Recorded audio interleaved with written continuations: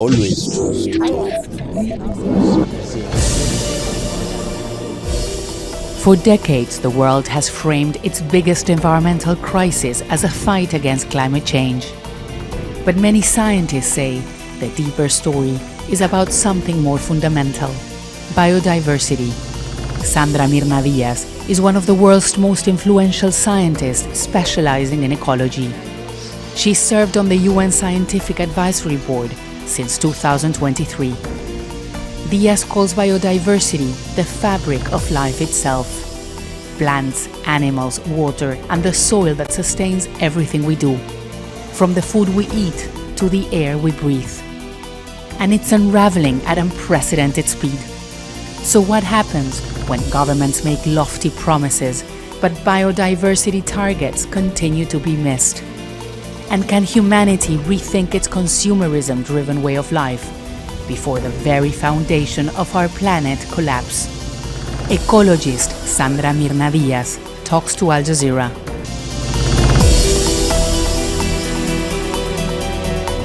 Sandra Diaz, thank you so much for talking to Al Jazeera. You have been studying biodiversity for decades now. What can you tell us about how serious is the damage? How much damage has been done?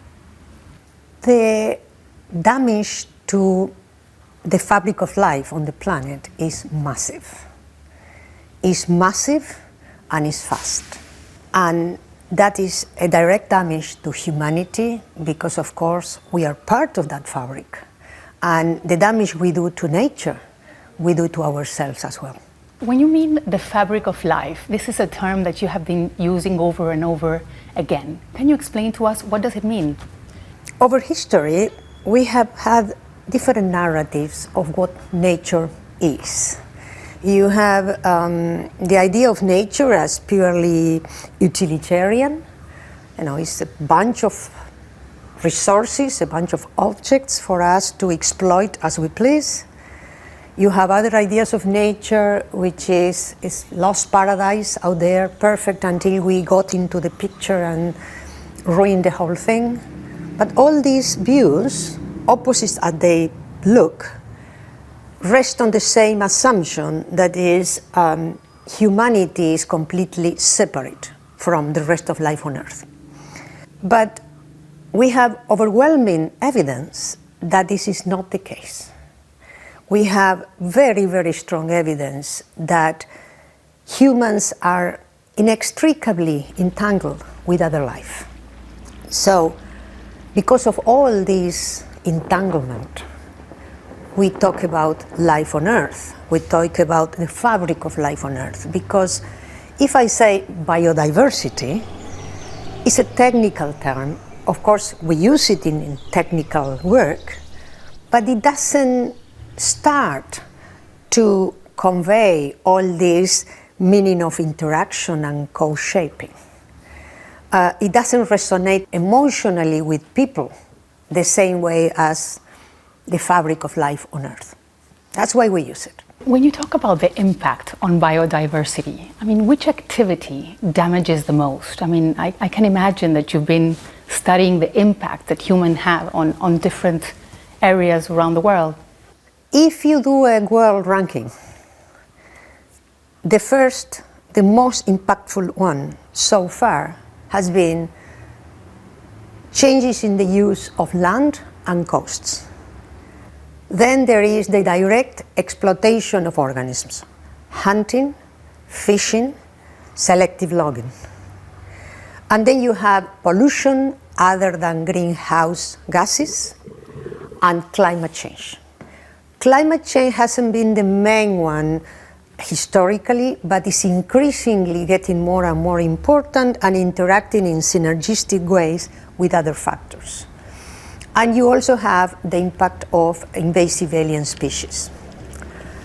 Of course, the importance in different areas of the world changes. For example, towards the poles, climate change is much more important. Close to the equator, land use change is more important. In oceanic islands, invasive species are more important. Does preserving biodiversity also helps in the fight against climate change? Is it connected? Of course they are. Of course they are. Climate change, biodiversity, and the decline of nature, the decline of biodiversity, and even the increasing socioeconomic inequalities among people on Earth, these three major crises are all connected. They all synergize each other and they all have the same root causes. If we continue at this pace with destruction of the environment and destruction of biodiversity, what do you think we're going to see in 20, 30 years from now? Well, we are looking at a much worse world for all people in decades' time, or let alone 100 years' time. A much less rich, a much poorer, a much less interesting, a much less functional world for the vast majority of us. Do you think governments are listening to scientists about what they're saying is happening? If you look at what they are officially saying, I would say yes, the vast majority of them are listening. But if you look at what they are actually doing about it, I would definitely say they are not listening enough, or maybe they are listening at the same time to a much louder message from the dominant model of appropriation of nature that is basically the root cause of the climate crisis, of the biodiversity crisis, and of the increasing inequalities among people. The United States has recently withdrawn with the Trump administration, the United States, from the Paris Climate Agreement.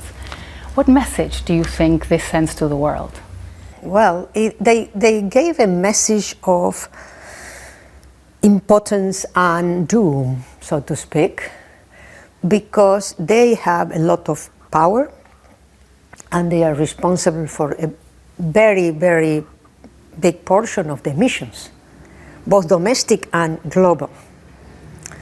So definitely it didn't help. We hope that other countries will fill the vacuum, and we also hope this position won't last more than a few years. Even here in Argentina, the government of Javier Milei, in fact, Javier Milei has said that climate change is a socialist lie. What would you say to that? I think we are talking about a phenomenon that is happening in several places in the world, which is denialism. Fortunately, there is only a small number of governments that have that position around the world. Although they can be vociferous, they can be dangerous. I think today, in the face of the overwhelming evidence showing the pervasiveness and speed of the decline in living nature, climate change, there's no room anymore for honest skepticism. That may have been the case a couple of decades ago. But now, I think that not believing in these trends is denialism, deliberate ignorance of the facts. Ignorance that may come from obscurantism, or probably more often follows vested interests.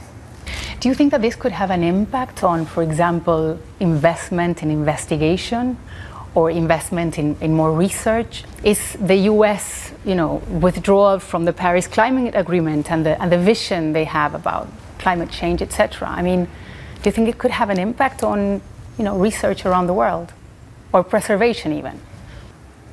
I think it will have an impact. I think that divesting from science in general is a very good way to keep society quiet. It's a very good way to keep people from being empowered by knowledge and doing something for a better and fairer future. Do you think that the fact that rich countries ask poor countries to preserve biodiversity while they're still promoting consumption at home, what do you think of that?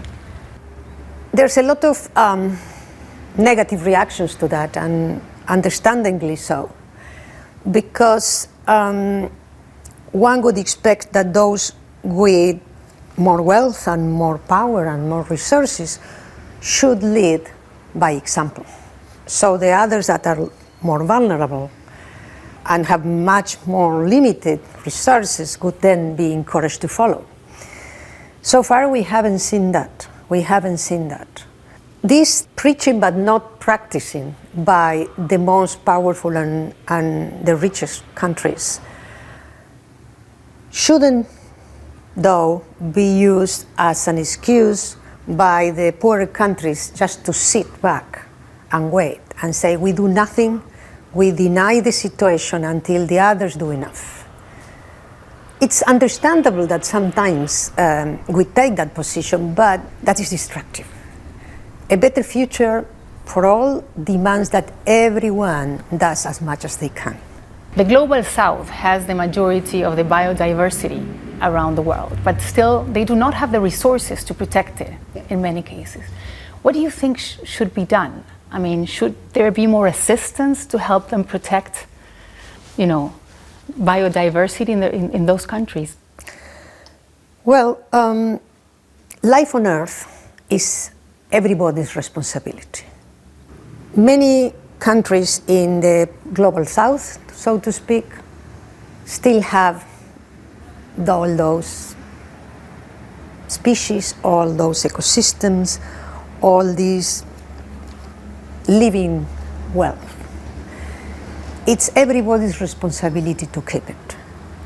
It's important to realize that sometimes what happens with the biodiversity in a country is the product of a lot of local pressures. So it's the country's responsibility to do something about it. But a lot of what is going on biodiversity in the world is the product of remote influences. Something like a third of the threats to animals all over the world are not produced by local consumption. They are driven by demand from other countries. So some countries look like having a perfect record, doing all the right things domestically. But if you look at their global footprint on carbon, on water, on life, on human life too, on human well-being too, you see this massive. So that's why we, in every forum we manage to say something, I personally advocate for having the footprints of countries accounted for not only domestically, but globally. I think that would go a long way. Multinational corporations are responsible for deforestation, for pollution. How do we find balance between protecting biodiversity and corporate greed? I think you said the key word, greed. A balance is possible between human needs, between honorable consumption, between making sure that everybody has quite enough for their needs and for their flourishing, and other life on Earth. But there's no possible balance between endless greed and life on Earth. I said that at the root of the climate crisis and the biodiversity crisis and the inequality crisis, there is one root problem. And that root cause is the predominant model of appropriation of nature, of human and non-human life. This model that puts immediate and maximum profit for a privileged few over the common good. over life on Earth. The model that is partly embedded by the corporations you were talking about. This model is insatiable. It never has enough. It's blind to anything that is not profit. As long as sheer all greed rules, as far as there's no boundaries for this endless appetite for more and more wealth, there's no values. It's incompatible in the long or even in the medium term with a fair and good future for people and planet. How do we change it? How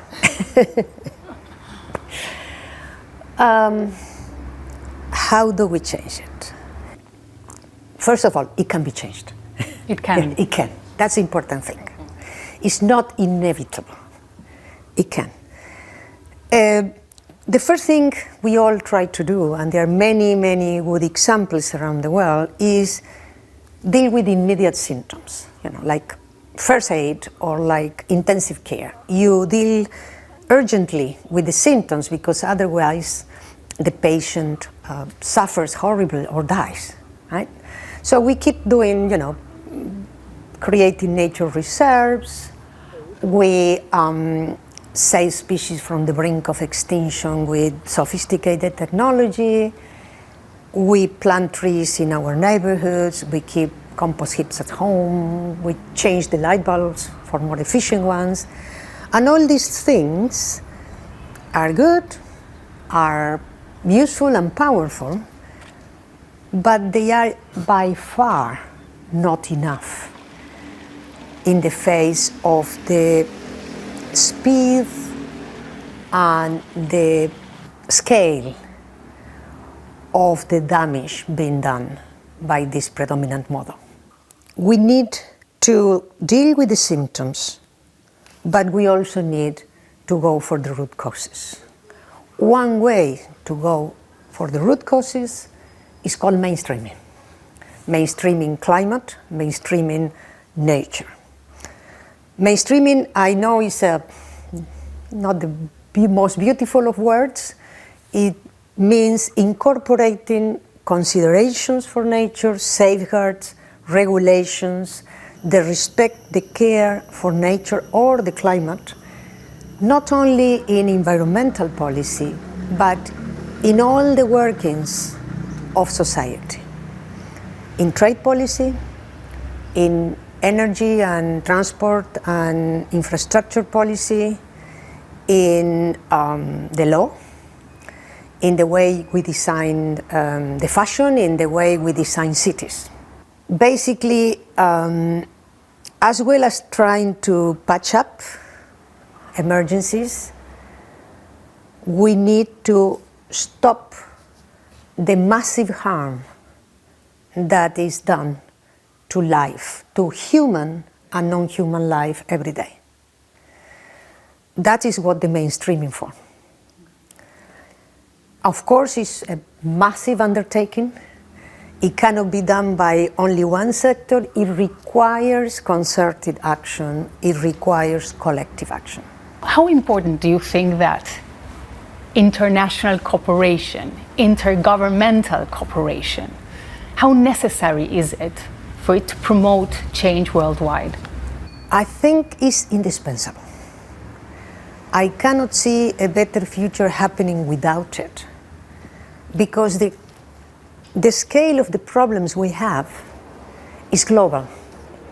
It's not within any particular country. And we know that what happens with the climate and nature in any particular country depends on what other countries are doing. And of course, global change is global. I think intergovernmental cooperation, we may argue how is the best way to do it, right? Obviously has to keep evolving. So I would say probably we need more than intergovernmental processes and bodies, but we cannot have a better future without them. We're seeing like this obsession in the Western world with green growth. Do you think it's just, it's another way of greenwashing? I mean, do you think there's real interest in that change, or it's just public relations?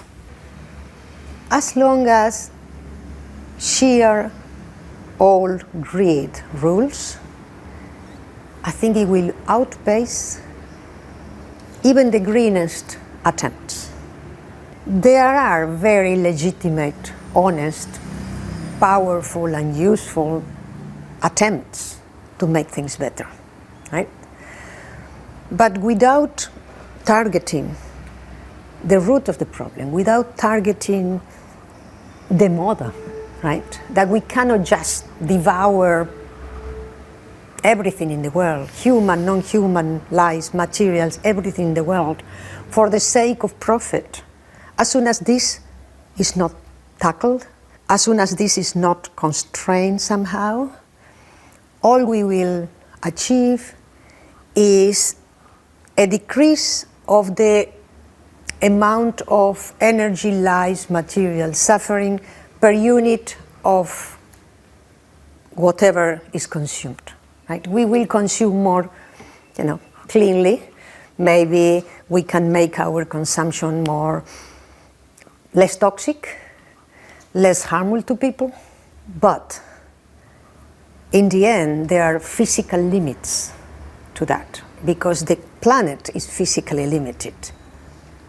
And this is not an ideological position. Yeah. The fact that the model is inviable, as I say, in the medium to the longer term, is shown by virtually every single Earth system model. Very, very kind of quantitatively biophysical models. And there's no way. If anything, the ideological thing is trying to implant in people's minds the idea that yes, we can keep consuming everything, no matter how unnecessary it is, we can keep just making money and there will be a prosperous future for all of us. That's a big, big lie. Do you think that sustainable development exists, or it's just, a lie that we tell ourselves because our lives are not sustainable? I mean, wherever you look, you see lots of violations in things that have been regulated in the past.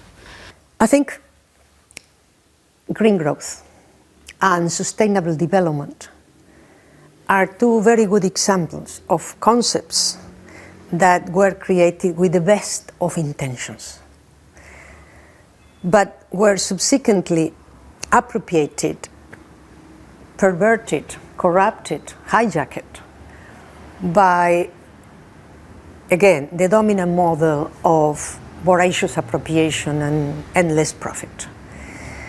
They have been appropriated, and sometimes they are used like a very thin coat of paint over the real purpose of things. And this is not helping people. This is not helping humanity. It's just another way of making money. It's interesting to see how this model not only has appropriated materials and lives, it also appropriates our best meaning concepts. Some critics say that the biodiversity crisis is a question of power. Who uses the resources, who profits? What do you think of that? I agree. I think history, and particularly the history of social movements, tell us two things. First, it tells us that it is the balance of power in societies, not just enough knowledge, what really changes the status quo. And the second thing that history tells us is that it's not like those in power one day wake up and have an epiphany and decides to change things for the common good. Whatever big social victories happened, civil rights, gender rights, workers' rights, the abolition of slavery, you name it, better conditions in terms of human well-being, etc., happened not as concessions of power, spontaneously from power to people, but because of people's demand, because people spoke up, people pushed back, because of the pressure of the many. Having said that, this doesn't mean knowledge is useless. I think knowledge is indispensable. The role of those that are producing knowledge in trying to make the right questions and making sure the empowering knowledge ends up in the hands of people who can push for it is indispensable, but it's not enough. Do you think that young people right now are more active in pushing for caring for the environment, protecting biodiversity? I think that in the face of what has to be done to have a better future is so overwhelming that there is this widespread feeling of impotence and doom. Especially among young people, there is this feeling, this sense that the future has disappeared. And I don't think that is the case. I don't think it has disappeared. I think it has just been kidnapped by those behind the model of voracious appropriation and endless profit. They have imposed this vision of a future in which they are okay, but there's not much room for the majority of us. But the future is not decided yet. And that, I think, is the important thing that especially young people, everybody, but especially young people have to keep in mind. When you see the world today, and you see a country like Argentina, for example, but it's happening in many other countries around the world, where the government insists that the way forward, the way for development is through extraction of natural resources, oil, gas, lithium. And that's the only way, it seems. What do you say to those governments? This is what I mean when I say they have kidnapped the future. They have imposed a narrative that the only possible, the only alternative is that. This is only progress for those who make money out of it. There is, again, compatibility between a satisfied life and other people, and a satisfied life, another life on Earth, but it's not compatible with endless greed. Sandra Diaz, thank you so much for talking to Al Jazeera. Thank you for inviting me.